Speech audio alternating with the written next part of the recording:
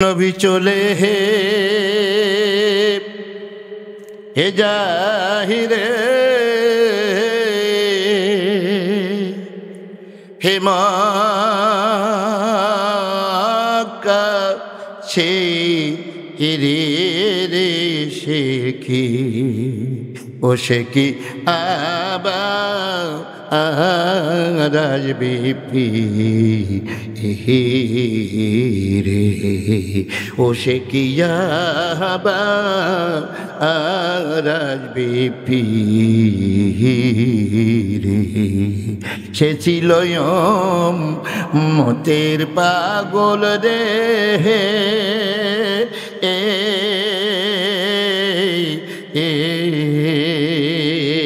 তার চিনল না ফেরে দেশে কি আহবায়া রাজবি রে ও মক্কা সেরে যখন নবী মদিনাতে যায় হায় রে মদিনাতে যায় ওর জন্মভূমির মায়া গো নবী ফিরে ফিরে যায় রে ওরে কাবার দিকে চেয়ে নবী গো ও ওরে কান্দে যাহা আরে যাহারে দেশে কি আবায়া রাজবি রে ও নবী চলে এ যায় রে মহাকাশের দেশে কি আবা রাজবি রে ও মায়ের কবর সেদে নবী ওই না মরুর পথে ও মায়ের কবরে ছেড়ে নবী ওই না মরুর পথে ওরে কে মুসা আইবে চোখের পানি আমে না নাই সাথী রে আকাশ কান্দে এ বাতাস কান্দে রে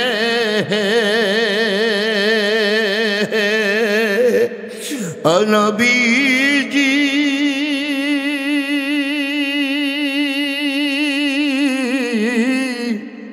নবী গো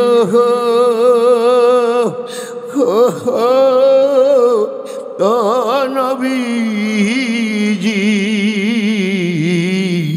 ওরে আকাশ কান্দে ওরে বাতাস কান্দে রে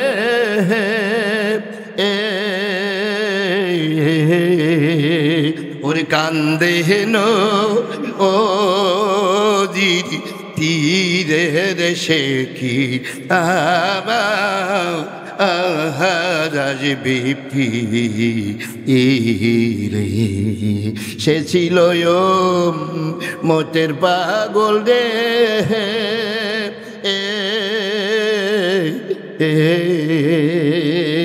ও তার চিনল না আকা ফেরে দেশে কিয়া রাজবি রে মারহাবা বলে বন্ধুরা এই জন্য আমি বলে থাকি কোন ইসলাম শোনার জন্য আইছি আজকে কোন কোরআন শোনার জন্য আসছি এ তো সেই কোরআন যেই কোরআনের জন্য আমার নবী দন্দার মোবারক শহীদ করে ফেলেছিল এই তো সেই কোরআন যেই কোরআনের জন্য আমার নবীর মাথার মধ্যে লোহার কড়া ঢুকে গিয়েছিল এই তো সেই কোরআন যেই কোরআনের জন্য মায়ের আমার তাইফের জমিনে আমার নবী রঞ্জিত হয়েছিল এই তো সেই কোরআন যেই কোরআনের জন্য হযরত হানজালা রাদিয়াল্লাহু তাআলা আনহুর নতুন বিবাহিতা স্ত্রী স্ত্রী রাতারাত বিধবা হয়েছিল। এই তো সেই কোরআন, সেই ইসলাম, যেই কোরআনের জন্য আমির হামজা রাদিয়াল্লাহু তাআলা আনহুর কলিজাটা বের করিয়া আবু সুফিয়ানের স্ত্রী হিন্দা দাঁতের উপরে রেখে চিবাই চিবাই ঢেলেছিল। এই তো সেই কোরআন, সেই ইসলাম, যে ইসলামের জন্য বিলালের পিঠের চামড়া চলে গিয়েছিল।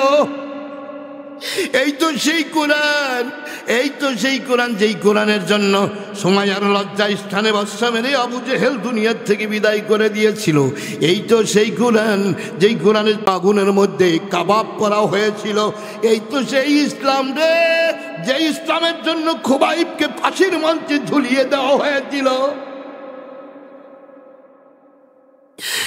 নগদ জগৎ ইসলাম পাইলাম বলে ইসলামের দরদ নাই, ব্যথা নাই। আজকে আল্লাহকে গালি দিলে আমার কোনো অসুবিধা হয় না, কোরআনকে গালি দিলে আমার কোনো অসুবিধা হয় না, আমার নবীকে গালি দিলে আমার কোনো অসুবিধা হয় না। হবে কেন? কারণ আমি তো এটার জন্য রক্ত দিই নাই।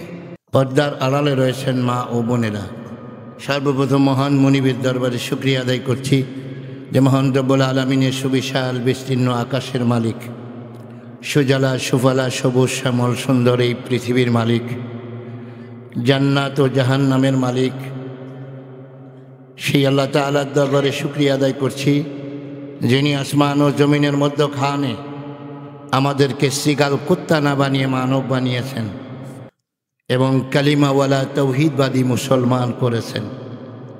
তদুপরি সর্বকালের সর্বযুগের মহান নেতা, মহান নায়ক, মহান নবী, সৈয়দুল মুরসালিন, খতামুন নবিয়্যিন, উম্মতের কান্ডারি জনাবে মুহাম্মদুর রাসূলুল্লাহ সাল্লাল্লাহু আলাইহি ওয়াসাল্লামের উম্মত করেছেন।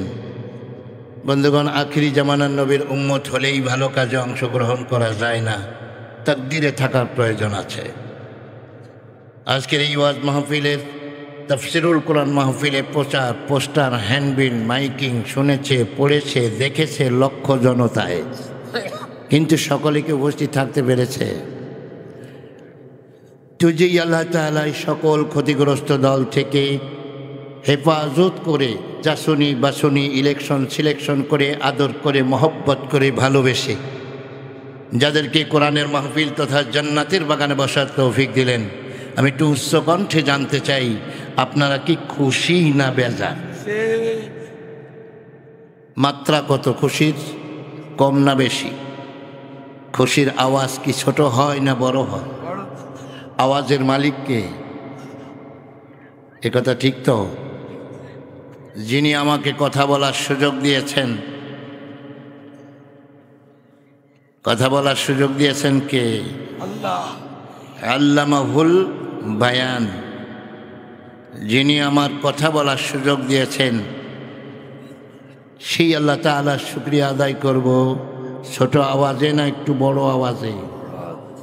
তাহলে সবটুকু আওয়াজকে ছেড়ে দিয়ে, সব শক্তিটুকু ছেড়ে দিয়ে আকাশ বাতাস মুখরিত করে আল্লাহর আরশ পর্যন্ত পৌঁছে দেওয়ার লক্ষ্যে এই বাংলার জমিন থেকে একবার খালিদ বিন ওয়ালিদের মতো, শেরে খোদা হযরত আলী রাদিয়াল্লাহু তাআলা আনহুর মতো একটাবার বজ্রকণ্ঠে হুঙ্কার মেরে, গর্জন মেরে, চিৎকার মেরে সকলে জোরে সোরে একবার বলে আলহামদুলিল্লাহ। রাত গভীর হয়ে গেলে একটু ঝিমু ঝিমু ভাব আসে। হ্যাঁ, রাত যত বৃদ্ধি পায় নানাবিধ প্রবলেম দেখা দিতে থাকে।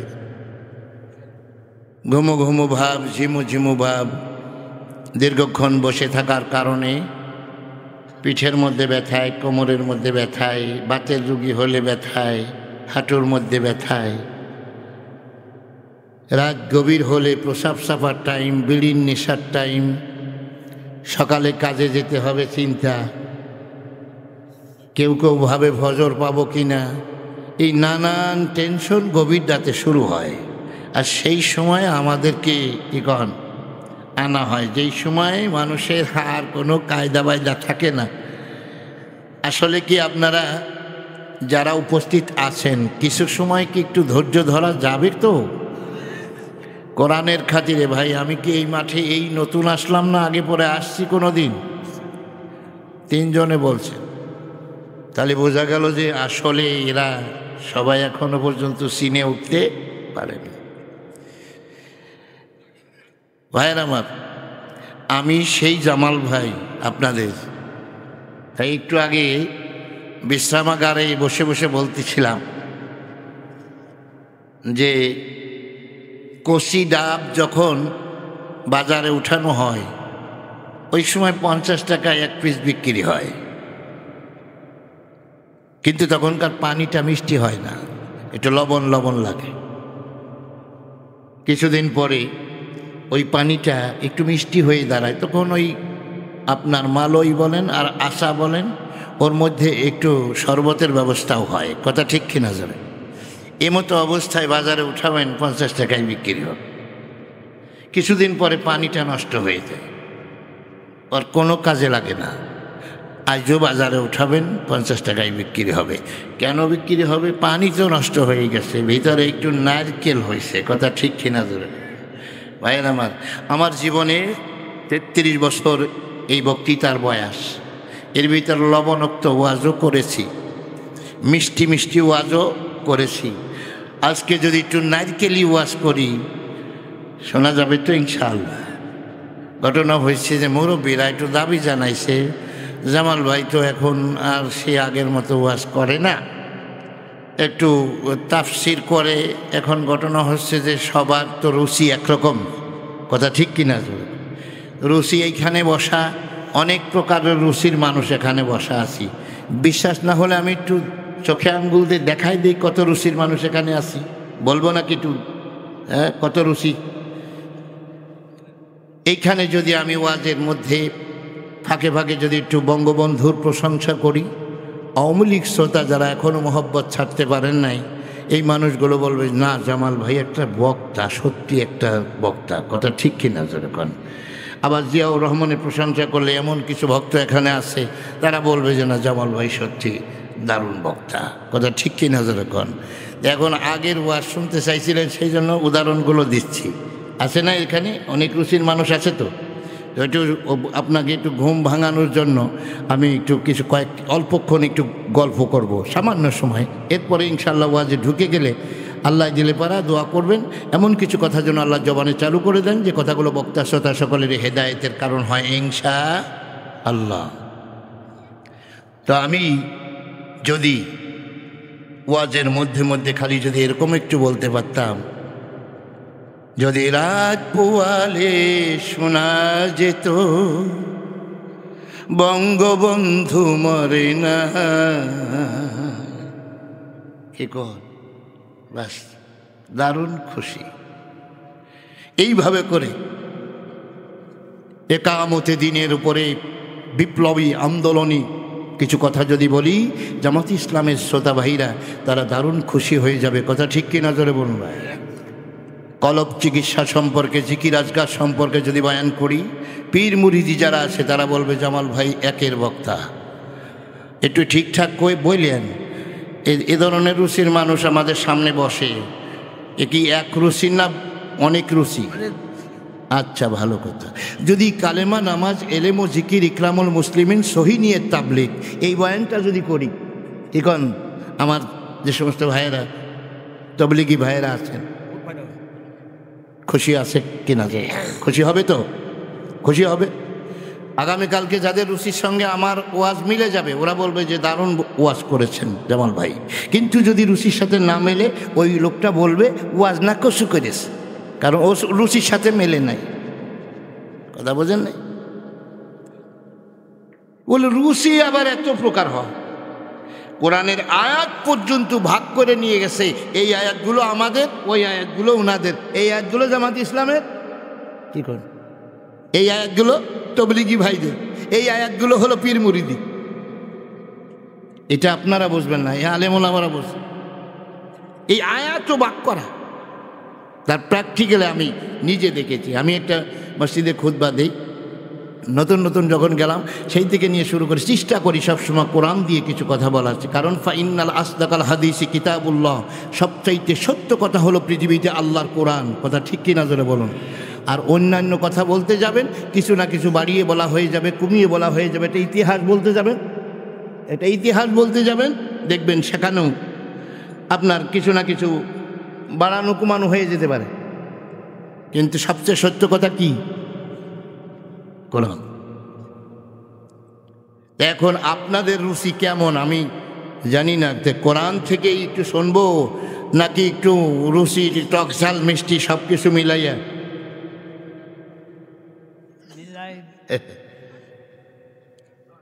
রাত জাগবো আমরা, তাহলে পরা আমার যাতে উপকার হয়। আমি মনে করি আসলে ডাক্তার যদি নিজের রোগ অনুযায়ী যদি ট্রিটমেন্ট করেন সেটাই ফায়দা বেশি হয়। অনেক সময় রুগীতে নিজেই যদি ডাক্তারকে প্রেসক্রিপশন শিখিয়ে দেয়, সেই সেই সেই প্রেসক্রিপশনে রুগী মারাও যাইতে পারে। কথা ঠিক কিনা জোরে বল। এই জন্য যারা ডাক্তার আনবো, যারা কোরআনের ডাক্তার আনবো, এই কোরআনের মতো এই মহা দৌলত যদি আপনাদেরকে যেভাবে সেবন করতে বলা হয়, ভাই আমার এখানে এই যা কিছু করেছেন এতে করতে টাকা পয়সা খরচ হয়েছে না? এই প্রতিষ্ঠান করেছেন, খরচ হয়েছে না? তারপরে অনেক টাকা পয়সা শ্রম গেছে, অনেক কিছু গেছে। আমি সব কিছুই আপনাদেরকে দেওয়ার চেষ্টা করব। যে যে রুচির কথা বলেছেন আমরা নাজায়েজ তরিকায় বলবো না, জায়েজ তরিকার মধ্যে আপনার যত রুচির কথা বলেছেন সব রুচির কথাই একটু একটু করে বলার চেষ্টা করব ইনশাআল্লাহ। তবে একটা কথা বলে নেই, সেটা হলো নবী করিম সাল্লাল্লাহু আলাইহি সাল্লাম 39 বছর পর্যন্ত কোরআন ছাড়া বয়ান করেছেন। কত বছর? একটু কথা বলবেন। 39 বছর কোরআন ছাড়া বয়ান করেছেন। এই কোরআনে মজা, এই বয়ানে মজা পেয়েছেন আবু বকর, আবু জেহেল, আবু লাহাব। কথা বুঝতে পেরেছেন?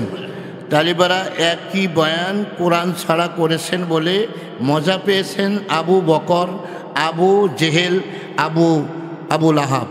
এরা সব পছন্দ করতেন এবং বলতেন যে সত্যি আব্দুল্লাহর বেটা এত চমৎকার কথা বলে, কি জাদু মাখা কথার মধ্যে উঠতে ইচ্ছে করে না, খালি মজাই আর মজা, খালি শুনতেই ইচ্ছে করে। অনেক প্রশংসায় ভাসতেন আল্লাহর নবী। কথা ঠিক কিনা জোরে বল।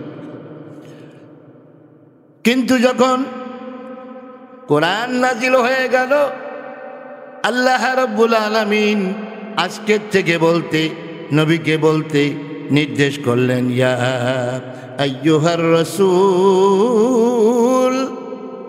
বাল্লিগ মা উনজিলা ইলাইকা মির রাব্বিক। হে নবী, আপনি আজকের থেকে কোরআনের দাওয়াত দিবেন। কথা বললে কোরআন দিয়ে বলবেন, আপনি কোরআন দিয়ে তাবলীগ করবেন। তাবলীগ মানে প্রচার করা। আপনি কোরআনের প্রচার করবে। এই কোরআন দিয়ে যখন কথা বলতে বললেন, এখন তিনি কোরআন দিয়ে যখন বলতে শুরু করলেন, এখন আবু বকরদের ঈমান বাড়তে থাকলো। আবু বকরদের কি বাড়তে থাকলো? ঈমান বাড়তে থাকলো। وَإِذَا تُلِيَتْ عَلَيْهِمْ آيَاتُهُ زَادَتْهُمْ ঈমানা। কোরআন বললে ঈমান বাড়ে কাদের? মুমিন লোকদের ঈমান বাড়তে থাকে। কথা ঠিক কিনা জোরে কর। কিন্তু কোথায় গেল আবু লাহাব, কোথায় গেল আবু জেহেল? আজকে তাদের আর মজা লাগে না। আজকে থেকে বলতে শুরু করে দিল, মুহাম্মদ ওয়াজ ভুলে গেছে রে। আগের সেই মধুমাখা ওয়াজ এখন আর নাই, ওয়াজ ভুলে গেছে। কি সুন্দর কথা বলতো, রাতের পর রাত আমরা শুনতাম। কিন্তু কোরআন দিয়ে কথা বলা শুরু করলে আবু বকরদের মজা লাগে, আবু জেহেলদের বড় খারাপ লাগে। কথা ঠিক কিনা? কোরআনের মাদ্রাসা আছে না এখানে? তাহলে এটা কোরআনের উপরেই কথা বলা উচিত আমি মনে করি। বন্ধুরে আমার, আবু জেহেলরা যখনই জানতে পারলো নবীজি কোরআন দিয়ে কথা বলতে শুরু করে দিয়েছেন, কোরআন তেলাওয়াত কেমনে করে, কি জিনিস তার উপরে নাজিল হয়, রাতের অন্ধকারে তারা এরকমের গোপনে গোপনে দাঁড়িয়ে দাঁড়িয়ে মুহাম্মদ সাল্লাল্লাহু আলাইহি ওয়াসাল্লামের কোরআন শুনতে দাঁড়িয়ে গেল।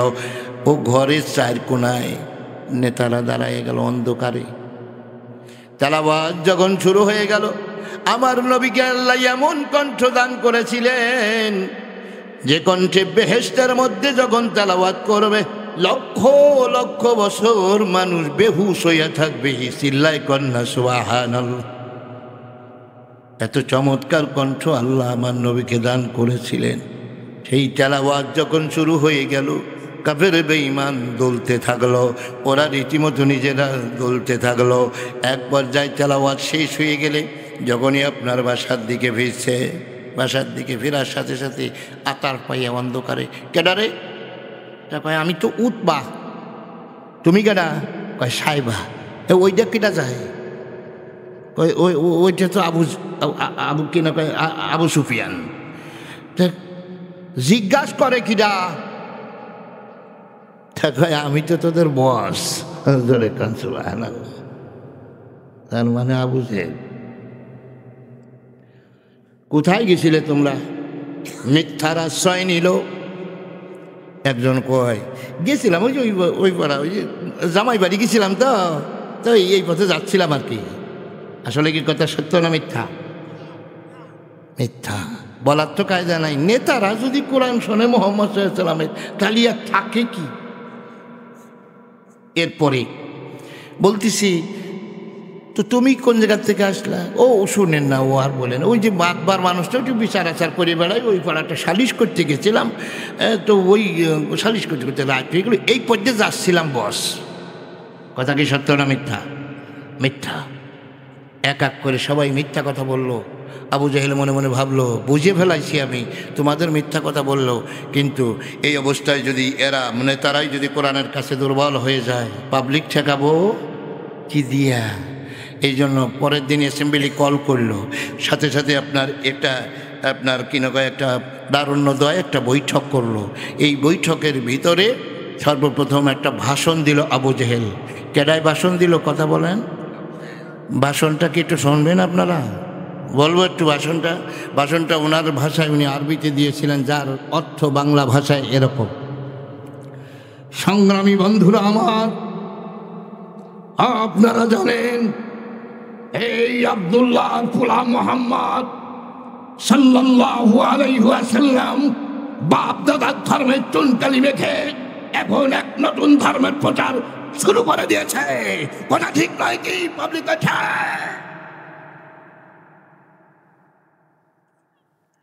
ওনার উপর নাকি কোরআন নাজিল হয়, আর সে কোরআন সাধারণ পাবলিক তো দূরের কথা, নেতা শ্রেণীর মানুষও নাকি তার ঘরের পিছনে দাঁড়িয়ে দাঁড়িয়ে কোরআন শোনে। পাবলিক যায়, ওনরা যায় না? যিনি ভাষণ দিচ্ছে উনি যায় না? উনি যায়। ভাই, আর একজনকে নসিহত করতে হলে, দাঁতের মাজন বিক্রি করতে হলে নিজের দাঁত কয়টা মুক্তার মতো থাকতে হবে। কথা ঠিক কিনা জোরে কন, নাহলে ও মাজন কেউ কেনবে না। দাউদের মলম বিক্রি করতেছে একজন লোহাগাড়ার বাজারে, মানিকগঞ্জের বাজারে, এরকম হাতের উপরে দাউদের মলম। তো এই জায়গা একখান দাউদ, এইখানে একখান বড় বড় দুইখান দাউদ এই হাতের মধ্যে, ওই হাত দিয়ে আবার দাউদের মলম বিক্রি। এই দাউদের মলম, দাউদের মলম। ও দাউদের মলম বেচো তুমি, তো তোমার এগুলো কি? দাউদ নিজের গায়ে থাকলে মলম বিক্রি হবে। আর একজনকে নসিহত করতে হলে নিজে তো অন্তত মুক্ত থাকতে হবে। কথা ঠিক কিনা? তাহলে আপনি কি বলতে চাচ্ছেন সেটা বলেন। বলে আমি বলতে চাচ্ছি, যে কথাগুলো বলেছিল আল্লাহ তাআলা সেটা কোরআনে এভাবে করে আপনার জানিয়ে দিয়েছেন। আমাদের এই কিয়ামত পর্যন্ত আমরা এটা জানতে পারবো যে আবু জেহেল সেদিন ভাষণে কি বলেছিল। وقال الذين كفروا لا تسمعوا لهذا القرآن, চিৎকার মেরে বলুন নাউজুবিল্লাহ। বলতে পারেন হুজুর পড়লেন কোরআন, আবার পড়তে কন কেন নাউজুবিল্লাহ? ভাইরে অর্থটা বেশি সুবিধা না, এই জন্যই নাউজুবিল্লাহ বলতে বললাম। কি সেই কথা? কাফেররা বলল খবরদার কোরআন শোনা যাবে না, কোরআন শোনা যাবে না। অলগৌফি কোরআনের পরিবেশ পাইলেই ও কোরআনের পরিবেশটাকে কিভাবে ওটা ধ্বংস করে দিতে হবে। ঢোল বাজাবে, হাতে তালি দিবে, উলুধ্বনি দেবে, চিৎকার মারবে, চিল্লাপাল্লা করবে যাতে কোরআন শোনা না যায়। বলে ও বস, তাতে আমাদের সুবিধা কি? তিনি বললেন লাআল্লাকুম তাগলিবুন, চিৎকার মেরে বলুন নাউজুবিল্লাহ। বলে যদি কোরআন থেকে পাবলিককে সরিয়ে রাখা যায় তাহলে আমরা দীর্ঘদিন পর্যন্ত ক্ষমতায় থাকতে পারবো। কিসের থেকে বঞ্চিত রাখলে? এই জন্য ওয়াজ মাহফিল যদি হয়, বাবার কিস্সা যদি বলি, ভাইয়ের আমার, আমি তো সেই জামাল। ভাইয়ের আমার, এই লোহাগাড়া থানার ভিতরে সর আড়িয়ারা একটা গ্রাম আছে। সর আড়িয়ারা আছে না? সর আড়িয়ারা 9টায় আমাকে উঠাইছে। এরকম একটা সময় আমার ছিল, ফকর করে বলছি না, আল্লাহ শুক্রিয়া। তো 9টার সময় উঠাইছে, উঠানোর পরে 10টা, 11টা, 12টা, 1টা, 2টা, 3টা, 4টা, 5টা, 15 মিনিট আমার ঐতিহাসিক জীবনের ঐতিহাসিক ওয়াজ। কয়টা? 15 মিনিট। ইমাম সাহেব কানে কানে এসে বললো যে হুজুর আজান হচ্ছে চতুর্দিকে। পাবলিক কয়, এই ইমাম সাহেব কি বলো কানে কানে? হুজুর নামায় যাও নাকি আবার? তো এখন বলে নামাতি তো চাইছিলাম না, কিন্তু আজান হচ্ছে যে। তো বলছে আজান হচ্ছে তো কী করতে হবি? তো কী করতে হবি? নামাজ কালাম পড়া লাগবি না? এক কাঁচা পাকা দাড়িওয়ালা একজন বলতেছে নামাজ পড়বো সকাল 8:30টায়, ওয়াজ চলবে। বলি কি মজা পাইছে, এইবার চিন্তা কর। আমি তো সেই ব্যক্তি, ওর প্রসাব কমিন্দে আসছে তাও টের পাই। 8:30টায় পড়বি আজকে নামাজ। এমন এমন ওয়াজ আছে যেই ওয়াজে মজা আছে, যেই ওয়াজে হাসি আছে, কান্না আছে। ও বন্ধু, ওয়াজের মধ্যে টেস্ট আছে, ভালো মজা আছে, কিন্তু কোরআন নাই। কি নাই যেন? ও বন্ধু, ভালো বক্তার, মন্দ বক্তা, খারাপ বক্তা, আপনারা ইউটিউবে ওয়াজ শুনে শুনে অনেকে বলেন দারুণ বক্তা। ও ভাই, আজকের থেকে মাপকাঠি বলে দিতেছি যে ওয়াজের মধ্যে হাসি আছে, কান্নায় আছে, মজা আছে, উঠতে ইচ্ছে করে না, খালি শুনতে ইচ্ছে করে, খালি কোরআন নাই। এই ওয়াজটা আর যাই হোক, এটা নবীওয়ালা ওয়াজ না। যেই তবলিগের মধ্যে সব আছে, ইকরাম আছে, ভালোবাসা আছে, আপনার আর একজনের উপকারিতা সব ধরনের আছে, সব কিছু আছে, খালি কোরআন নাই। কি নাই? ওয়াজের মধ্যে, তবলিগের মধ্যে কোরআনের কথা বলে না। ও বন্ধু, এই তবলিগের ভিতরে কিছু কথা আপনি শিখতে পারবেন ঠিকই, কিন্তু এটাকে আপনি নবীওয়ালা তবলিগ বলতে পারেন না। নবীওয়ালা তবলিগ সেটাকে বলি, নবীওয়ালা তবলিগ সেটাকে বলে যে তবলিগ মুহাম্মদ সাল্লাল্লাহু আলাইহি ওয়াসাল্লাম করেছিলেন এবং তিনার সাহাবারা করেছিলেন।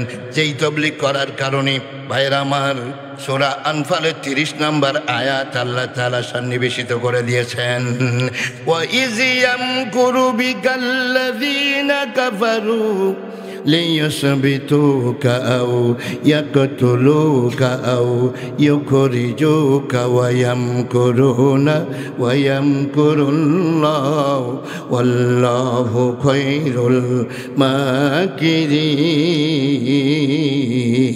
মাকিরিন। আল্লাহু আকবার বলেন। নবী কেমন তবলিগ করত গো, সাহাবারা কেমন তবলিগ করত, যেই তবলিগ করার কারণে, যে ইসলাম মানার কারণে আপনার রীতিমতো জাতীয় সংসদ ভবন থেকে পাশ হয়ে গেল 1 নম্বরে আমরণ কারাদণ্ড, 2 নম্বরে মৃত্যুদণ্ড, 3 নম্বরে দেশের থেকে বহিষ্কার।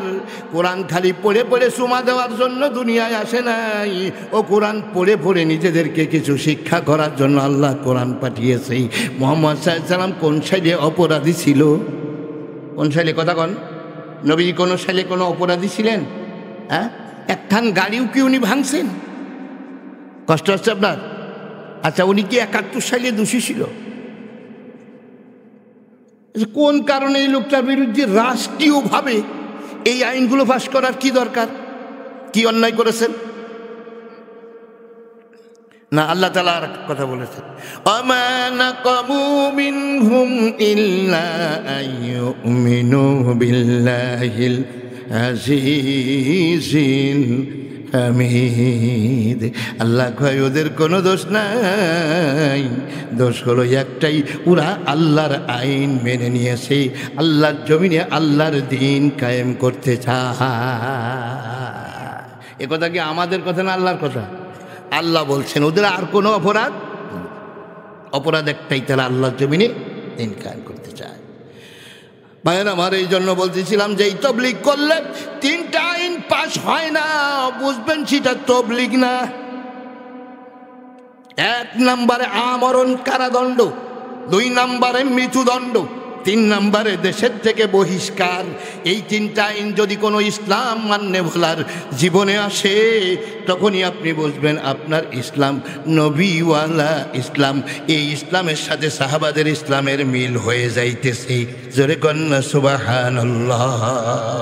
বিশ্বাস না হয় সূরা আনফালের 30 নম্বর আয়াত বলে দিলাম, বাড়িতে গিয়ে ভালো করে মিলায় দেখবেন। তাহলে যে ইসলাম পালন করলে 3টা আইন পাশ হয় না রাষ্ট্রীয়ভাবে, অর্থাৎ মানব রচিত যে আইন আছে, এই আইনের মাধ্যমে যে বাচ্চা থাকবে, সে বাচ্চা তাদের বিরুদ্ধে এই 3টা আইন পাশ করবে। ভাইয়ের আমার, কোরআনের কথা বলা যাবে তো? যাবে? আসতে না জোরে? তাহলে শোনেন, আমি বলতেছিলাম আমার স্যার একটা কথা বলেছেন যে আমার ভাই আসলে এলাকার মানুষ বহু আগে একবার আসছিলেন, আপনার একটু সঙ্গীত শুনতে, একটা সঙ্গীত গাবো ভাই, একটা সঙ্গীত গাইবো। তা স্যারের অনুরোধ, আমি আপনাদেরকে একটা সঙ্গীত দিয়ে আপাতত একটু শুরু করে দেই ভাই। তালিবান নবী করিম সাল্লাল্লাহু আলাইহি ওয়াসাল্লামের বিরুদ্ধে 3টা আইন পাশ হয়েছিল। তার প্রথমটা কার্যকর হয়েছিল, 3.25 বছর জেলে ছিলেন। কয় বছর কথা কন? 3.25 বছর শিয়াবে আবু তালেব নামের এই জেলখানার মধ্যে উনি ছিলেন। তবে প্রথম পর্যায়ে রাষ্ট্রীয়ভাবে কিছু খানার ব্যবস্থা ছিল, পরবর্তীতে খানা বন্ধ করে দেওয়া হলো। কিন্তু কিছু আশিকে রসুল যারা রসুলের প্রেম ছিল, এই মানুষগুলো যারা বাহিরে ছিল আর যারা জেলের মধ্যে ছিল 1200, কতশো? 1200 এই নারী পুরুষের ভিতরে আছে। খানা বন্ধ করে দেওয়ার কারণে আজকে নগদ ইসলাম পাইছি গো, ওই ইসলাম এখন মানতে ভালো লাগে না ভাইয়ের আমার। এই জন্য আমি একটা কথা বলে থাকি যে এই সম্পদ অর্জন করতে ঘাম যায় না, রক্ত যায় না, শ্রম যায় না, ওই সম্পদের প্রতি মানুষের তেমন কোনো মহব্বত থাকে। বাপে দেখে যাওয়া সম্পত্তি রে দাদা, হঠাৎ করে ছেলে ওয়ারিশ সূত্রে মালিক হয়েছে, এই সম্পত্তি বিক্রি করে জুয়োর খোটে ধরা কোনো ব্যাপারই না, কেন তো হঠাৎ করে মালিক হয়েছে। বাবার রেখে যা 5 কোটি টাকা ছিল ব্যাংকে, গুপ করে সন্তান ওয়ারিশ হয়ে গেছে, এই টাকা নিয়ে আপনার বিভিন্ন জায়গায় উড়াই দেওয়া কোনো ব্যাপারই না। ইসলাম যারা কামাই করেছিল ভাই, কথা না বলি দাদু, কথা না বলি। নবী করিম সাল্লাল্লাহু আলাইহি ওয়াসাল্লামের কিছু আশেক বাহিরে ছিল না, সবই ঢুকছিল, বাহিরে কিছু ছিল। এই বাহিরে যে সমস্ত আশেকের রসুলগুলো ছিল, তারা চিন্তা করতে লাগলো যে আমার নবীকে রাষ্ট্রীয়ভাবে খানা বন্ধ করে দিছে রে, এখন আমার নবী না খেয়ে আসে, এইটা মনে করে নিজে খানা মুখে দিতে পারে না। ভাইয়ের আমার, মুখের মধ্যে খানা দিতে পারে না, বালিশের উপরেই মাথা রেখে ঘুমাইতে পারে না। যেই নবীর হাতে থাকবে বেহেশতের চাবি, ওই নবী নাকি বালিশ ছাড়া শুয়ে আছে। এইবার কিছু কিছু লোক যাইয়া খানা পিনা নিয়ে গেটের সামনে, জেলের গেটে যখন যায়, এবার নতুন আইন পাশ হয়ে গেল, যারা মুহাম্মদ সাল্লাল্লাহু আলাইহি ওয়াসাল্লামের জন্য মায়া কান্না করতে আসে ওদেরকেও জেলের মধ্যে ঢুকিয়ে দাও। এইভাবে করে যখন কষ্ট শুরু হয়ে গেল, এখন আর কেউ খানা নিয়ে আসে না। আমার নবীর মতো ব্যক্তি, তিনি শুকনা চামড়াগুলো ভিজিয়ে এইবার খাইতে শুরু করলেন। এক পর্যায়ে গাছের ছালগুলো খেয়ে ফেললেন, বাবরা গাছের পাতাগুলো খেয়ে ফেললেন, ঘাস পাতাগুলো খেয়ে ফেললো। ক্ষুধার যন্ত্রণা বন্ধুরে, কিতাবের মধ্যে এসেছে সাহাবাদের পায়খানা হয়ে গিয়েছিল বকরির লেদির মতো। 3.25 বছর চলে গেল, এইবার আমার নবীকে ঘর ঘেরাও করে ফেললো। এই ঘর ঘেরাও করে ফেললো, জেলের থেকে বেরোনোর ব্যবস্থা হলো। সংক্ষেপে বলছি, এবার যখন ঘর ঘেরাও করে, ওই যে দ্বিতীয় যে আইন ছিল আউইয়া কাতলো, কাকাতল করে ফেলানো, আজকে সেটাকে কার্যকর করার জন্য ঘর ঘেরাও করে ফেলেছে। বন্ধুরে আমার, ঘুমের ঘরে কেউ বা শেষ করে দিতে চাইলো, আবার কেউ বললো ঘুমের ঘরে মারা কাপুরুষের কাজ হবে। উনি যখন ঘুম থেকে উঠবে তখনই ওনাকে পর্যপুরি কুপিয়ে আমরা আমরা হত্যা করে ফেলবো। ভাইয়ের আমার, এমন সময় আল্লাহ তাআলা বললেন, নবী গো, আপনি যাদেরকে জাহান্নাম থেকে বাঁচানোর জন্য চেষ্টা করেন, তারা দেখি আপনাকে মেরে ফেলানোর চেষ্টা করে। যেই দেশে থাকার দরকার নাই গো নবী, নবী আমার আবু বকরকে নিয়ে এইবার মদিনা, মক্কা ছেড়ে যখন মদিনার উদ্দেশ্যে রওনা করলেন, বুক ভরা ব্যথা নিয়ে যে আর্তনাদগুলো করেছিলেন সেই কথাগুলোই আমি সুর ও ছন্দে আজকের থেকে আরও প্রায় 16-17 বছর আগেই একটা সঙ্গীত লিখেছিলাম আমি নিজে। ভাইয়ের আমার, ওই সঙ্গীতটা তাদের ভালো লাগবে যাদের মধ্যে রসুলের বিন্দুমাত্র ভালোবাসা আছে। ভালোবাসা যাদের নাই, তাদের এই সঙ্গীতে তাদের কোনো ভালো লাগবে না, মজা পাবে না। তাহলে একটু গায়ে শোনাই, দেখি নবী প্রেমিক লোক আছে নাকি, তাদের ভালো লাগে কিনা, একটু দিলটা একটু নরম করে দিবেন। নবী চলে যাচ্ছেন মক্কা ছেড়ে মদিনায়। ভাইয়ের আমার, এইরকম টাইমই নবী কী বলতে চাচ্ছিলেন ওটা আমি সুর ও ছন্দে, তবে সুরটা আমি নিয়েছিলাম কবি জসিমউদ্দিনের একটা পল্লী সুর থেকে। কথা কি বুঝতে পেরেছেন? দেখেন তো, পরিচিত হয়তো হতে পারে। একটু সামান্য একটু ইকো দিয়েন ভাই। নবী চলে হে জাহিরে হে মক্কা সে রে রে শেখি ও শেখি আবা রাজবি রে ও শেখিয়া বা রাজবি রে সে ছিল মতের পাগল রে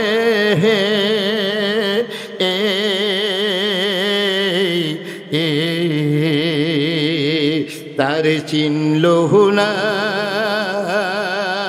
কা ফেরে শেখি আহবায়া রাজবি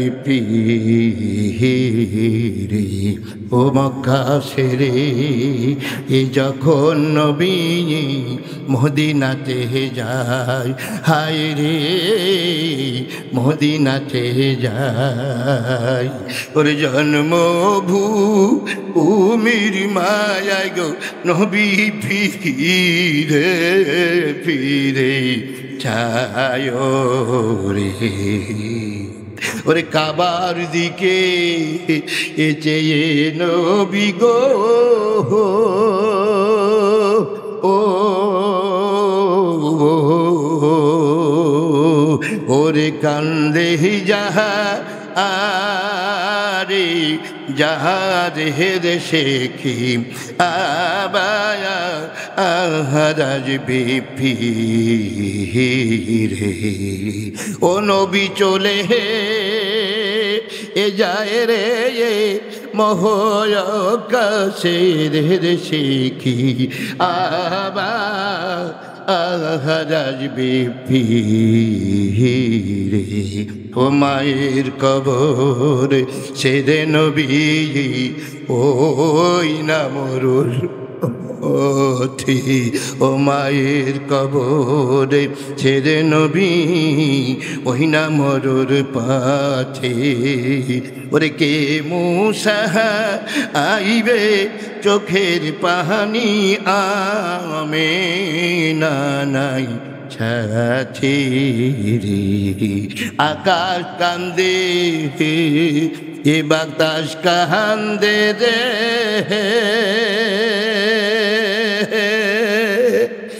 ও নবীজি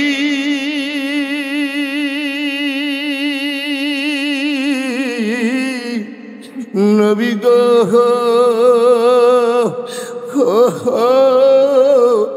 ও নবীজি, ওরে আকাশ কান্দে ওরে বাতাস কান্দে রে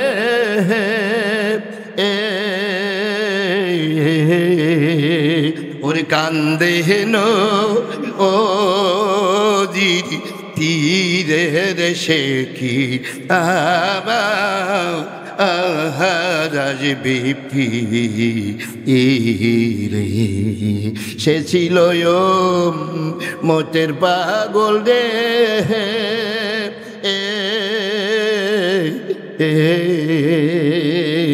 ও তার চিনল না আকা ফেরে সে কিয়াবা আহারাজ বিপি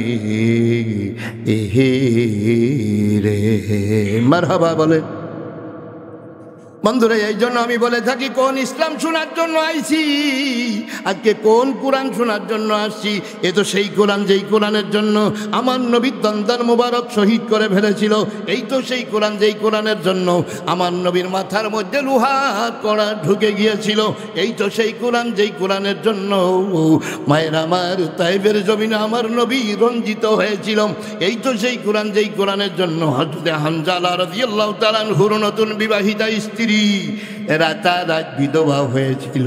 এই তো সেই কোরআন সেই ইসলাম যেই কোরআনের জন্য আমির হামজা রাদিয়াল্লাহু তাআলা আনহুর কলিজাটা বের করিয়া আবু সুফিয়ানের স্ত্রী হিন্দা দাঁতের উপরে রেখে চিবাই চিবাই ঢেলেছিল।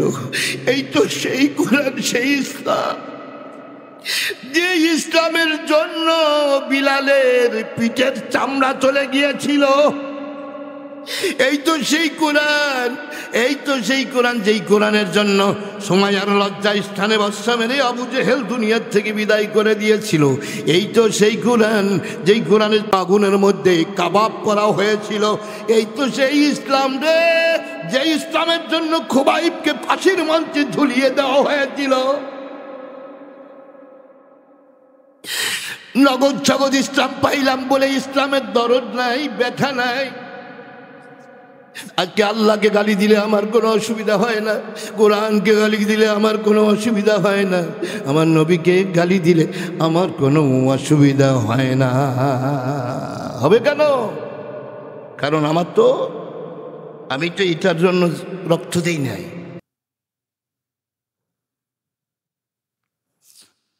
বন্ধুরে আমার,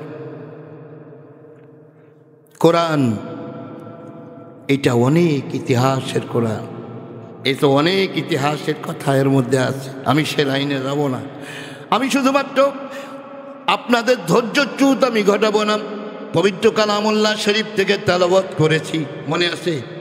একটু খেয়াল করেন, ওই আয়াতটার দিকে একটু অগ্রসর হই, একটু সামনের দিকে যাই। আপনারা সবাই একটু খেয়াল করেন আয়াতটার দিকে। আল্লাহ রাব্বুল আলামিন বলেন, ইন্নাল্লাযীনা ইয়াকফুরুনা বিআয়াতিল্লাহ, নিশ্চয়ই যারা আল্লাহর কোরআনের বিরোধিতা করে। বোঝা গেছে? কোরআনের বিরোধিতা আমরা করি না। কোরআনের বিরোধিতা কি আমরা করি? আমরা করলে বেলা কি হুজুর ওয়াজ শুনতে আসতাম নাকি? কোরআনের বিরোধিতা করলে কি কোরআনের মাদ্রাসা বানাইতাম নাকি? কোরআনের বিরোধিতা করলে কি হুজুর আপনারে দাওয়াত দিতাম নাকি? কোরআনের বিরোধিতা করলে কি রাত জেগে কোরআন শুনতাম নাকি? এইটা উত্তর নাকি? এটা কি এগুলোটা উত্তর? আমি জ্ঞানী লোকদের সামনে কথা বলছি, বিশেষ করে আমাদের সেলিম ভাই আমার অনেক আগের পরিচিত। এরা সমাজ নিয়ে চলা মানুষ, এরা একেবারে বোকা শ্রেণী মানুষ হলে নেতা হতে পারতো না। কথা বোঝেন নাই? এই জন্য কিছু বুদ্ধিমান লোক পাশে আছে। এই জন্যই সেই ভরসায় যে অন্ততপক্ষে আমাদের কথাগুলোকে ঠেলে ফেলাবার মতো কোন একটু কম বুদ্ধির মানুষ যারা, তাদের মাথায় ধরবে না। ভাইয়ের আমার, কোরআনের বিরোধিতা কেমনে হয় একটু বুঝায় বলবো অল্প একটু। কারণ এখানে আমরা আসছি আমরা যাতে পরকালে মুক্তি পেয়ে যাই, এই তো নাকি? আমি যদি প্রশ্ন করি আজকের ওয়াজ কেন, অল্প একটু ইকো কমায় দাও, আলোচনার ভিতরে ইকো একটু কমায় দাও। আমি যদি প্রশ্ন করি আমি আসছি কেন, আপনি আসছেন কেন, ওয়াজ মাহফিল দেওয়া হলো কেন, মাদ্রাসা কেন, মসজিদ কেন, নামাজ কেন, তারপরে সুদ খাবো না কেন, ঘুষ খাবো না কেন, মিথ্যা বলবো না কেন, ছাগলখুরি করবো না কেন, মিথ্যা সাক্ষী দেবো না কেন, মিথ্যা মামলা করব না কেন, এইভাবে মা বাপকে কষ্ট দিব না কেন, এইভাবে করে কিনা কয়, এরপরে কিনা কয় যত রকম, দুধে পানি দেব না কেন, এরপরে আপনার আই ঠেলবো না কেন, ওজনে বেশি নেব না, কম দেব না কেন, এগুলোর মধ্যে সব কিছুর মধ্যে ওয়াজ আছে না নাই? আছে তো ওয়াজ আছে, প্রত্যেকটা হেডলাইন শিরোনাম এটার ভিতরে ঢুকলে 2-3 ঘন্টা করে ওয়াজ আছে। এটা শিরোনামটা বলে দিই যাতে করে অনেক বুদ্ধিমান আছে পত্রিকা দেখলে পারা, ওই শিরোনাম দেখলে পারা, হেডলাইন দেখলে পারা অনেকে বুঝতে পারে ভিতরে কী আছে। কথা ঠিক কিনা ধরে করে, এই জন্য বলতেছি। তাহলে বলা আমি গান শুনবো না কেন? আমি আসিফ খান, মনির খান, পাগল বাচ্চু, আয়ুব বাচ্চু, মমতাজ, নার্গিস, কলোজা, বন্তারকা, সালমা, যাত্রা, ফাত্রা, ইশার গান, বিশার গান, কবি গান, গাজীর গান শুনবো না কেন? আমার শিরিক করবো না, বিদাত করবো না কেন? শিরিকি করবো না, সগীরা গুনাহ করবো না, কবিরা গুনাহ করবো না কেন? বেদাতি গুনাহ করবো না কেন? যত কেন আছে, দাড়ি রাখবো কেন? টুপি মাথায় দিব কেন? হ্যাঁ, তাহাজ্জুদ পড়বো কেন? আউবিন চাষের শাক পড়বো কেন? হজ করবো কেন? জাকাত দেবো কেন? কুরবানি করবো কেন? যত কেন আছে সব কেন জবাব হলো জাহান্নামে যাওয়া যাবে না, বেহেশতে যাবো না। আর কোনো জবাব জানা আছে কারণ? আমার জানা নাই। জানা থাকলে আমাকে একটু জানাবে। এসব যত কেন আছে না, এসব কেনর উত্তর হলো জাহান্নামে যাওয়া যাবে না, 1 সেকেন্ডের জন্য না। ওখানে থাকা যায় না, ওখানে যাওয়া যায় না। সবাই কোথায় যাব? জান্নাতে যাব। কি আমরাও কি সবাই জান্নাতে যাওয়ার আশা রাখি না ভাই? যেই ফেরেশতাদেরকে একটু দেখাই দিই না গভীর রাত্রে, অন্তত পক্ষে ফেরেশতার ক্যামেরা একটু না আর দেখবে কারা কারা দেখতে চাই, একটু দেখি হাত খান, বেহেশতে যাবো। আরে বেহেশতে যাইতে এত দেরি হয় কেন? বেহেশতে যাওয়ার ব্যাপারে হাত উঁচু করে শয়তান থাকলেও তো সে হাত উঠাতে এতক্ষণ। ঠিক আছে, আজ পর্যন্ত জীবনে কেউ বলছে আমি বেহেশতে যাব না? আরে ভাই, স্বর্গীয় ওই নারায়ণ চক্রবর্তী বোয়ালমারিতে দেখলাম যে বাবা মরে গেছে, তা ওই লেখা রয়েছে স্বর্গীয়, সারা শেষ মরিয়ে গেছে, তারা বেহেশতে আগে ঢুকোয় দিয়ে তারপরে লেখছে। কথা বলছেন? তাহলে হিন্দু যারা, তাদের মনও চায় যে বেশ তো যাব।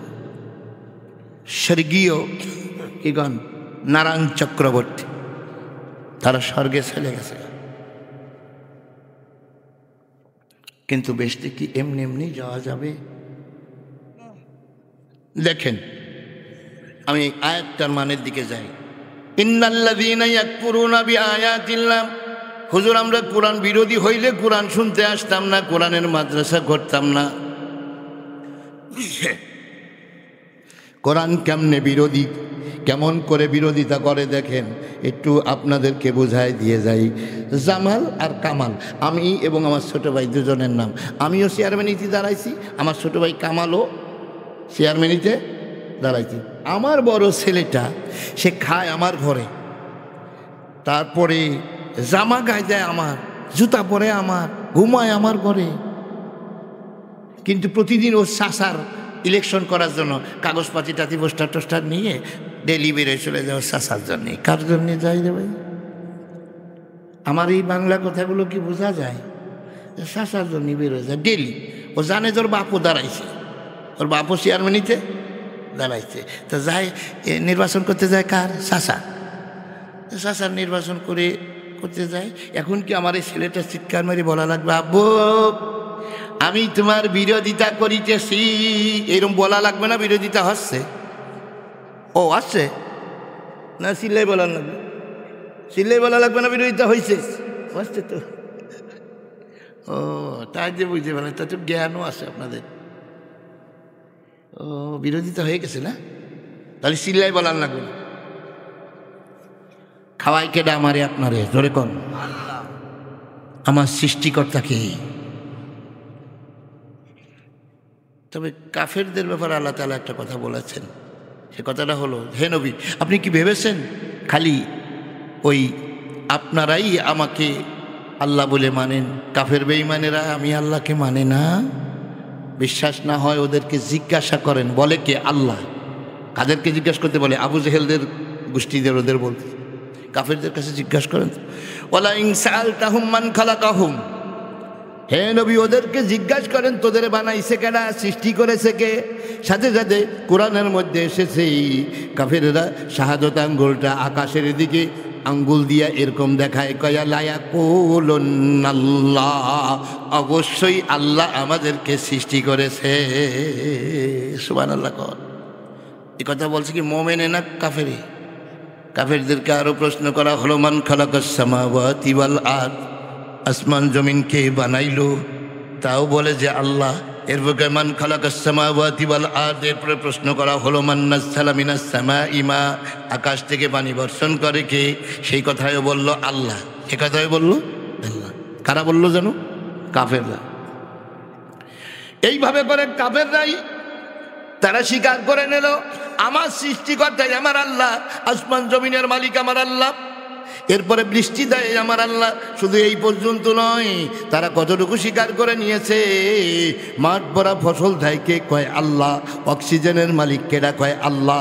আমার কলিজা জোড়ানো সন্তান দান করেছে কেডা? কয় আল্লাহ। কয় যে এইভাবে করে তারা যখন আপনার সব ব্যাপারে মেনে নিল আল্লাহ, তাই এখন কয় যে তাইলে তোমরা মোমেন হইলে ওরা কাফের হইল কেমনে? কি কথা ঠিক? প্রশ্ন আসে কিনা? তোমরা তো মানো আল্লাহ, কি আমাদেরকে যদি কেউ বলে যে এরকমের ফসল কেমন হয়েছে হুজুর, আলহামদুলিল্লাহ আল্লাহ খুব ভালো ফসল দিচ্ছে, বলি না? তাইলে বলে ছেলে মেয়ে ভাই আল্লাহ 4 জন ছেলে দিচ্ছে, বলি না? তাহলে সব ব্যাপারে কারে বলি? ওরা কাফের হইল কেন? রবের 3/4 ভাগের 1 ভাগ মানে নাই বলে। কিসের কিসের? আগে আগে না বোঝেন, আগে আগে কথাটার জবাব দেন। কিসের যেন? রবের। কিসের? রবের 3/4 ভাগের 1 ভাগ মানে নাই, সেই জন্য ওরা কাফের হয়েছে।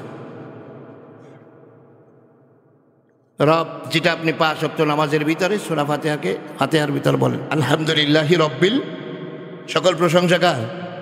এখন এই রবের প্রশংসা করলাম, ভাইয়ের আমার, এই রব মানেটা জানা দরকার আছে না? রবের মানেটা কি এটা তো জানতে হবে। রবের অর্থ হলো 1 নম্বরে সৃষ্টিকর্তা, রিজিকদাতা, পালনকর্তা, রক্ষাকর্তা, সার্বভৌম ক্ষমতার মালিক, আর হলো আইনদাতা। বুঝেছেন? তা কাফেররা মানছে কতটুকু? আল্লাহ তাআলাকে বললো তোমাকে সৃষ্টিকর্তা মানি, রিজিকদাতা মানি, হায়াতদাতা মানি, মরণদাতা মানি, সুখদাতা মানি, দুঃখদাতা মানি, অক্সিজেন দাতা মানি, ফসলদাতা মানি, সব মানি, খালি তোমার আইনদাতা হিসাবে মানতে পারলাম না। আইন মাইন খাটাতে হলে আসমানের উপর দিয়ে খাটাবা, নিচে আসবা না, কারণ এখানে ঝামেলা আছে। এখানে আপনার রীতিমতো রাজনীতি, এখানে যুদ্ধনীতি, বন্দিনীতি, সন্ধিনীতি, এখানে রয়েছে আপনার শিক্ষানীতি। এইখানে তুমি মাতবাড়ি করতে আসবা না, এটুকু আমরাই ভালো করে চালাবো। এ হলো কাফেরদের। তাহলে কয় ভাগের 1 ভাগ তারা মানে নাই? আমি কিন্তু মেনে এনেছে, খালি আইনদাতা মানে নাই। বাংলার মুসলমানও ঠিক তাই। কেমন আছেন হুজুর? আলহামদুলিল্লাহ। ফসল হয়েছে কেমন? আল্লাহ দিছে। সব ব্যাপারে আল্লাহ, সব ব্যাপারে আল্লাহ, সব ব্যাপারে আল্লাহ। আইনদাতার ক্ষেত্রে যখনই আপনি বলবেন যে তাহলে এবারে এর আপনার সাপোর্ট দিবেন, আল্লাহ লাহুল খালকু ওয়াল আমরু ইনিল হুকমু ইল্লা লিল্লাহ। সৃষ্টি করেছেন যিনি, আইন চলবে তিনার, পৃথিবীতে আর কারো আইন মানি না। এই কথা বলার সাথে সাথে বক্তার কি জেল হয়ে যাবে, ফাঁসিও হয়ে যেতে পারে, যা আমরা দেখে আসলাম এত বছর। কথা ঠিক কিনা জোরে কন ভাই? সৃষ্টি করেছেন যিনি, আইন চলবে তিনার। এই হলো স্লোগান, মোমেন লোকের আসল স্লোগান। ভাইয়ের আমার, এইটা যদি আপনার টার্গেট না থাকে তাহলে আপনার আমল নষ্ট হতে বাধ্য। দেখেন, আমি বলেছিলাম ইন্নাল্লাযীনা ইয়াকফুরুনা বিআয়াতিল্লাহ, নিশ্চয়ই যারা কোরআনের বিরোধিতা করে। আর এরপরে আমি আমার জামাল কামাল দিয়ে একটা উদাহরণ দিয়েছি। ভাইয়ের আমার, খাওয়াইলো আমার আল্লাহ, বাঁচাইলো আমার আল্লাহ, সৃষ্টি করলো আল্লাহ, অক্সিজেনটা বন্ধ করে দিলে এখনই মরিয়া যাইব সেই আল্লাহ। সেই আল্লাহর কোরআনের বিরোধিতা কেমনে করে? মরজ জন যেদিনকে থেকে বুঝতে শিখেছি সেদিন থেকে আজ পর্যন্ত জীবনে কোনোদিন কোরআনের পক্ষে একটা স্লোগান দিতে পারলাম না, কোরআনের আইন এই সমাজে হোক এটা চাইতে পারলাম না। ও বন্ধুরে, আল্লাহকে সব ব্যাপারে মেনে নিলাম, আইনদাতা হিসাবে মেনে নিয়েছি কার্ল মার্কস, লেনিন, রুশো, ভলকিয়ার, ডারউইনদেরকে। কিয়ামতের ময়দানে মরণের পরে কবরের মধ্যে যখন প্রশ্ন করা হবে মার রব্বুকা, তোমার আইনদাতা কেডা, তখন বলবো দিন ইয়াল কার্ল মার্কস। কার্ল মার্কস আমার আইনদাতা। জোরে কর নাউজুবিল্লাহ। ওমান দিনুকা, তোমার সংবিধান ছিল কি? যদি কোনো ব্যক্তি কোরআনের রাজ কায়েম করতে চেয়ে থাকে তাহলে এই মানুষগুলো 2 নাম্বার প্রশ্নের উত্তর দিতে পারবে। 3 নাম্বার একটা প্র্যাকটিক্যাল প্রশ্ন থাকবে। বলা হবে যে এই যে ওমান হাজার রাজুলুল্লাযী বুইসা ফীকুম, এই বেটা কেডা যাকে তোমাদের মাঝে পাঠানো হয়েছিল? মুহাম্মদ সাল্লাল্লাহু আলাইহি ওয়াসাল্লামকে দেখানো হবে। যারা বুক ফুলিয়ে বলবে আমরা সবাই নবীর সেনা, এই মানুষগুলো 3 নম্বর প্রশ্নের জবাব দিতে পারবে। আর যারা দুনিয়ার অমুক নেতার সেনা, অমুক নেতার সেনা এ বলে গর্বিত হয়, এ মানুষগুলো নিয়ে সন্দেহ আছে। কথা ঠিক কিনা দরকার ভাইয়ের আমার? আল্লাহ তাআলা সূরা বনী ইসরাঈলের ৭১ নম্বর আয়াতের মধ্যে বলেন, ইয়াউমা নাদউ কুল্লা উনাসিম বিইমামিহিম। আল্লাহ তাআলা বলেন, কিয়ামতের ময়দানে আমি নেতা সহ ডাক দিব তোমাদেরকে। কাউকে দেখবো আমার নবীর পিছনে পিছনে আসিতেছি, আমার নবীর পিছনে দেখেই আমি আল্লাহ তাআলা তাদেরকে ক্ষমা করে দিব। জোরে কোন সুবহানাল্লাহ। আবার কারোর দেখবো উবাইদুল কাদেরের পিছনেও যাইতেছে। কিছু মনে নিবেন না ভাই, বলে ও তো নিজেই আটটিবার না, কষ্ট দেওয়ার জন্য বলিনি। কথা কি বুঝতে পেরেছেন ভাই? কষ্ট দেওয়ার জন্য সত্য কথা বলছি। ভালো লাগলে নাও লাগতে পারে, কারণ হক চিরদিন মিষ্টি হয় না, তিতে হয়। ওই যে একজনের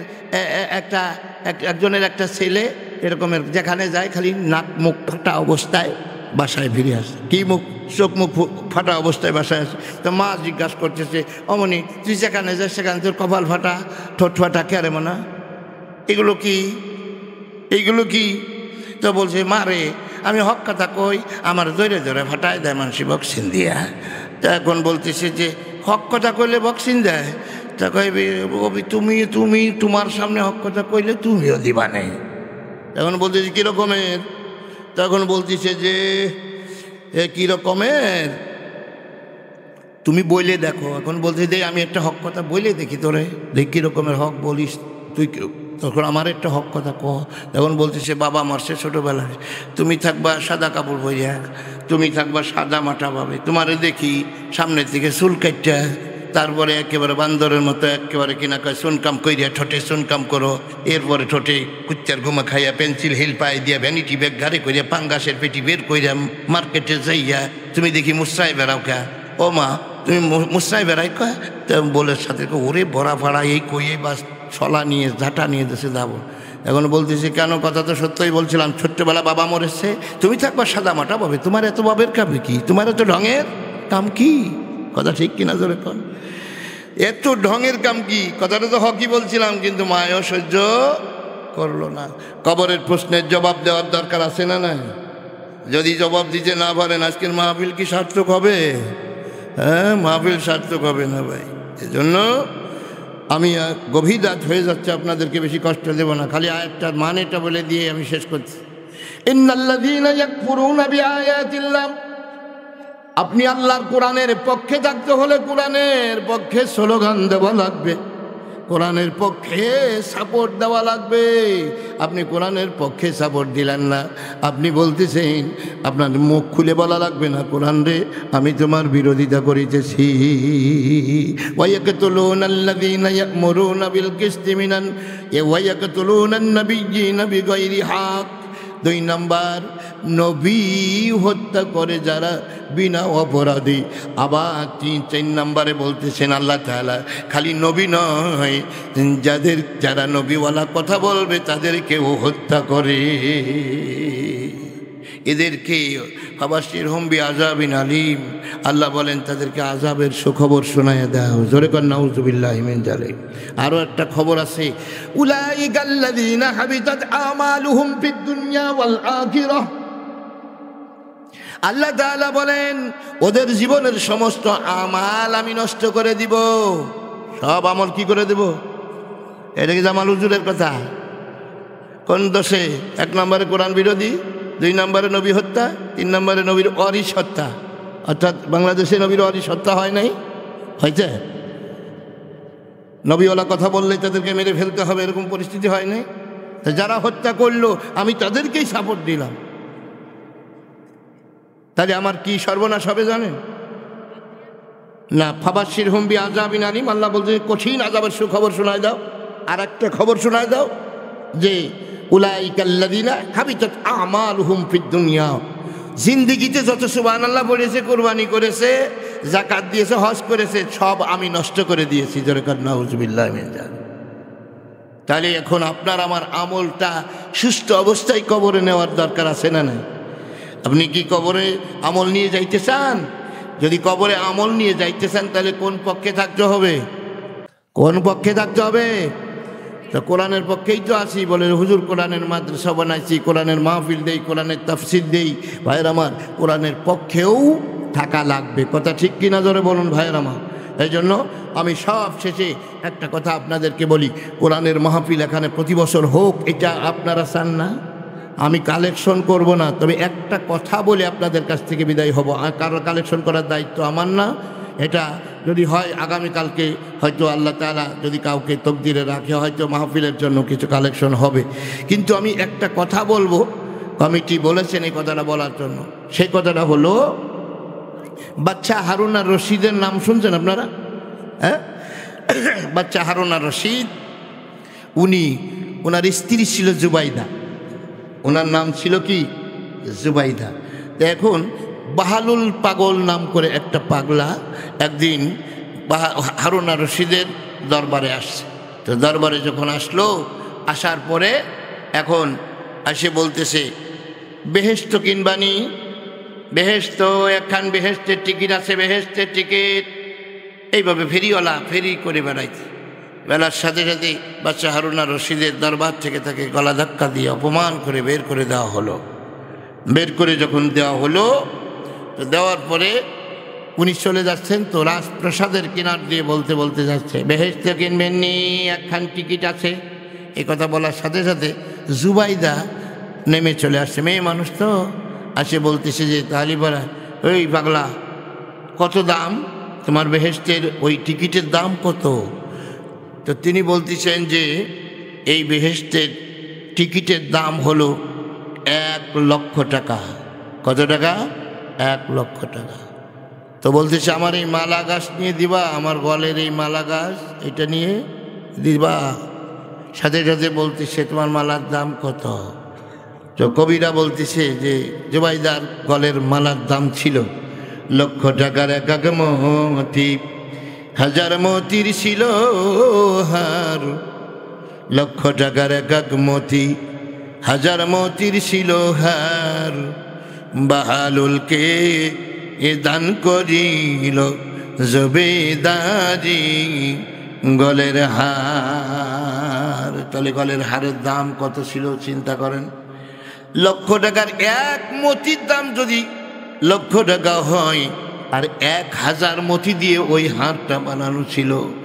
হারটা যখনই আপনার দিয়ে দিয়েছে পাগলকে, সে একটা টিকিট ধরাইয়া দিছে। যখন রাতের বেলা ঘুমাতে আসছে, হারুন আর রশিদ এই মূল্যবান সেই হারটা যখন জুবাইদার গলে দেখলো না, না দেখার পরে বলতেছে, কোথায় গেল সেই হার? বলে, হারটা দিয়ে আমি বেহেশতের টিকিট কিনেছি। হারটা দিয়ে কি কিনছি? বেহেশতের টিকিট।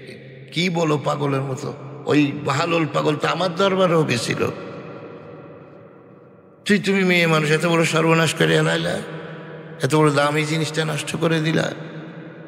বলে, এটা আমার মায়ের গলার হার, এটা তোমার না, অতএব এই ব্যাপারে তুমি কথা বলবা না। 2-4 কথা বলতে বলতে শয়তান ওখানে হাজির হয়ে গেল। দুজনের মাথা গরম হয়ে গেল, বেশ একটু ঝগড়া হয়ে গেল। এই ঝগড়ার পরে এখন দুইজন দুই দিকে মুখ করে ঘুমিয়ে আছে। হঠাৎ করে বাদশাহ হারুন আর রশিদ তিনি রাতের ঘুমের ভিতরে তিনি একটা স্বপ্ন দেখে কিয়ামত হয়ে গেছে। অনুফিকা ফিস সূরি ফাইযা হুম মিনাল আজদাসি ইলা রাব্বিহিম ইয়ানসিলুন।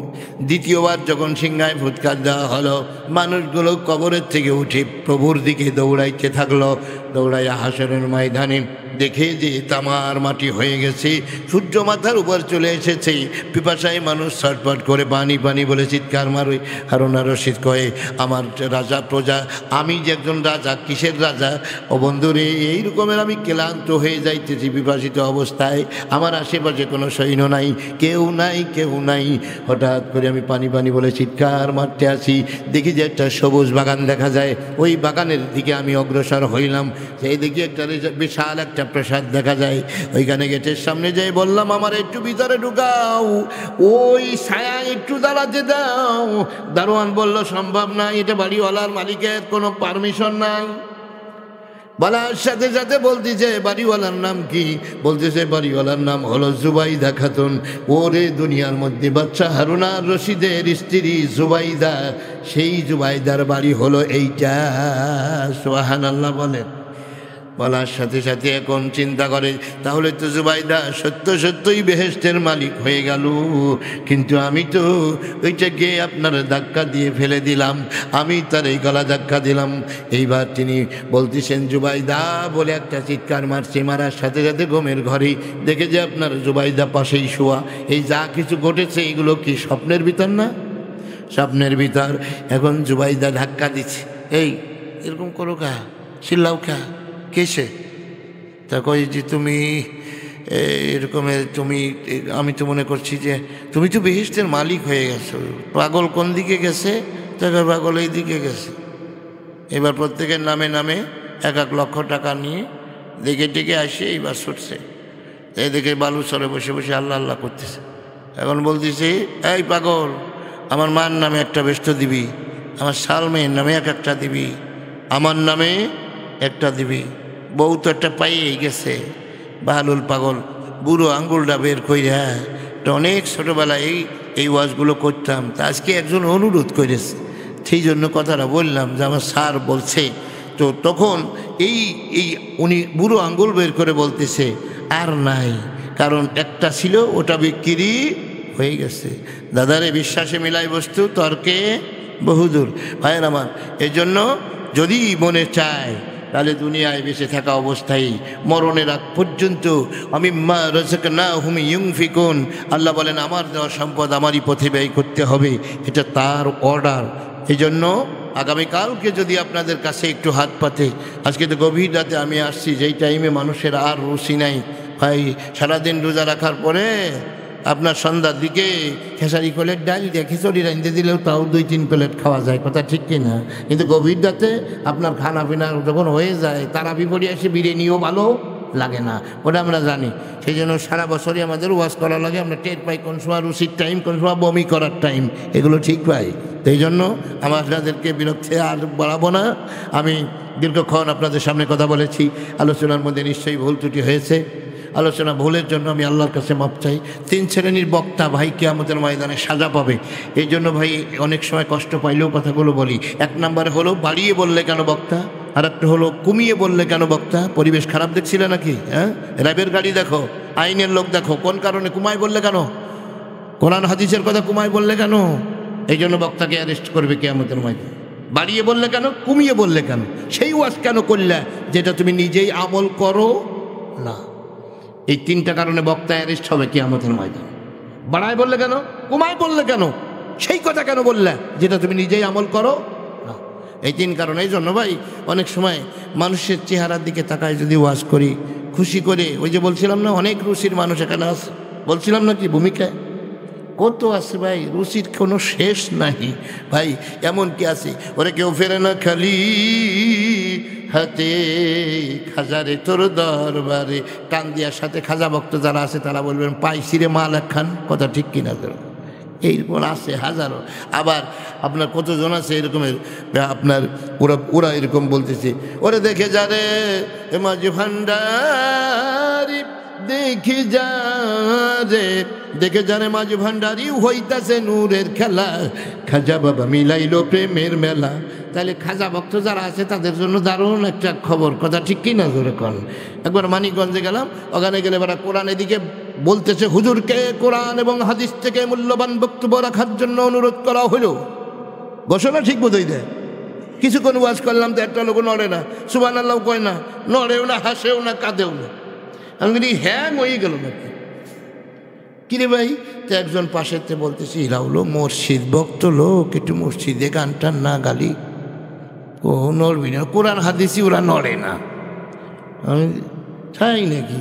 তো তখন কী করবো, এক কলিটি যদি খালি টান দিতে পারি, ও সারো মুর্শিদ নামে এ তো হরি রে, সারো মুর্শিদ নামের তোরি, ওরে যে হবে তোর নিদান কালের পারে রোকান ডাহারি রে সারো মুর্শিদ নামের তোহরি রে সারো মুর্শিদ না আহমের তোরি বলার সাথে দেখলাম যে নাচানাচি শুরু হয়ে গেছে ভাই। তাই চিন্তা করলাম কোরআন হাদিসি দোলেও না নড়েও না দিয়ার সাথে কথা বললেন ভাই।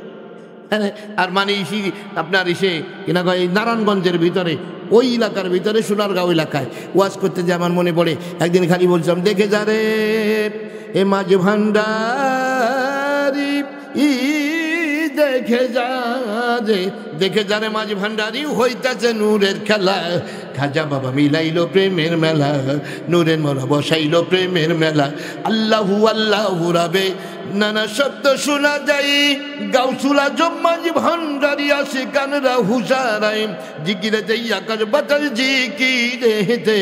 জিকিরে যেই আকাশ বাতাস করে আল্লাহু আল্লাহ খাজা বাবা মিলাইলো প্রেমের মেলা বলার সাথে সাথে দেখলাম যে দাঁড়ায় পড়ে ড্যান্স শুরু হয়েছে ভাই। আরে আল্লাহ, তাই চিন্তা করলাম যে কত রুচির মানুষ এই দেশে দেখলাম এক শ্রেণীর আছে কোরআন দিয়ে না কলি পরে ওই বক্তার ওয়াজি শোনে না, ওরে দাওয়াতি দেয় না। কোরআন নাই যেখানে আমরা নাই, কোরআন নাই যেই দলে আমরা নাই, যা শালাটা যা কপালে তাই।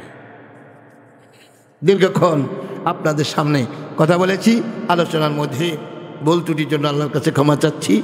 অপ্রয়োজনীয় কোনো শব্দ যদি আমার জবান থেকে বের হয়ে থাকে আমি আপনাদের কাছে ক্ষমা চাচ্ছি, আল্লাহর কাছেও ক্ষমা চাচ্ছি, যেন আল্লাহ আপনার স্মৃতিপট থেকে ডিলিট করে দেয়, মুছে দেয়, ভুলায় দেয়, আমল করতে না হয়। আর হক কথা যতটুকু বের হয়েছে ভালো লাগুক আর মন্দ লাগুক সেটা যেন আমল করতে আল্লাহ তৌফিক দান করে। সকলে বলে আমিন। ওয়া আখিরি দাওয়ানা আনিল হামদুলিল্লাহি রাব্বিল আলামিন। আসসালামু আলাইকুম ওয়া রাহমাতুল্লাহ। কি দোয়া চলবে নাকি দোয়া হবে নাকি সভাপতি সাহেব দোয়া করবে কে?